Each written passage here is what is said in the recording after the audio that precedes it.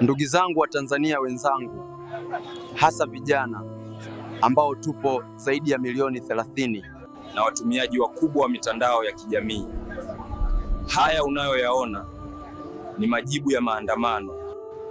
Angalia vijana wenzetu walivyokufa.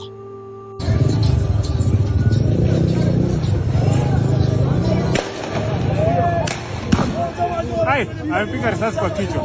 Angalia mali zinavyoteketea.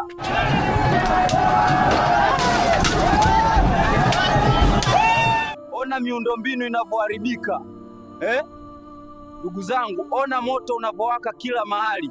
Hata hao wenzetu waliwaza kama sisi, lakini matokeo yake ndo haya. Sio kwamba nawatisha, hapana, nawakumbusha tu. Msiseme sikuwasanua mapema. Usikubali wazazi wako waishi na majuto ya kukuzaa, na wengine msije acha mayatima mitaani. Tufanyeni kazi, tuyabadilishe maisha na sio kuandamana. Watu kazi, mtakuwa mmenielewa.